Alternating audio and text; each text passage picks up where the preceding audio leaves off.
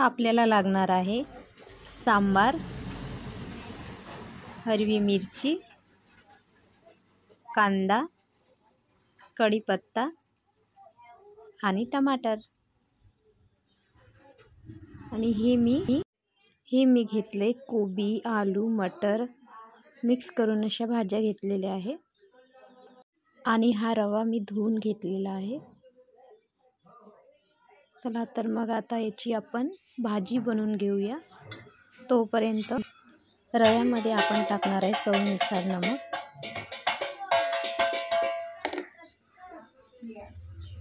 आणि थोडासा सोडा त्याच्यात ॲड करणार आहोत आणि त्याचं मस्तपैकी असं घोल बनवून घेणार आहोत. फ्लॉफी असं घोल आपण आता त्याचं बनवून घेऊया.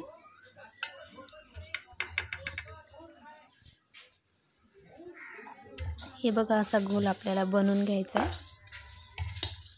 आणि ही आता आपली बनली आहे मस्तपैकी भाजी, चांगली शिजलेली आहे.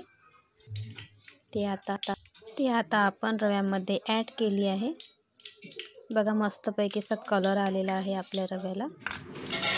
पॅन गरम करून आता आपण त्याच्यामध्ये टाकून घेतले आणि बघा आता कशी पकत आहे. खूप सुंदर असा कलर आला आहे आणि हे आता आपले तयार आहे आप्पे खाण्यासाठी. बघा किती सॉफ्ट झाले आणि मस्त असे पकलेले आहे.